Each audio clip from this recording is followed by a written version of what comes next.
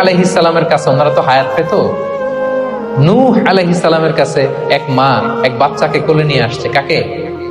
বাচ্চাকে কোলে নিয়ে এসে নূহ আলাইহিস সালামকে বলে, ইয়া নবী আল্লাহ নূহ উদু আল্লাহ আলা, আমার বাচ্চাটার জন্য একটু দোয়া করেন যাতে আল্লাহ তার হায়াত বাড়ায় দেয়। কি বাড়ায় দেয়? তো নূহ আলাইহিস সালাম বললেন, কাম আমরু, বয়স কত তোমার বাচ্চার? বলে সালাসু মিআ সানা, 300 বছর। কোলের বাচ্চার বয়স কত? অনেক হায়াত পেত তো।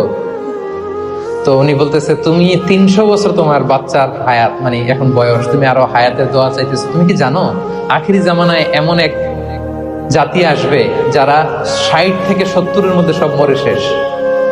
বিষ্ণু বলেছেন যে আমার উম্মতি মা বাইনা ইলা 60 ইলা 70, আমার উম্মতের গড় বয়স 60 থেকে 70। ওয়া আকাল্লুহুম মাইয়াজুযু যালিক, অল্প কিছু মানুষ 70 ক্রস করবে, সব 60 থেকে 70-এ শেষ।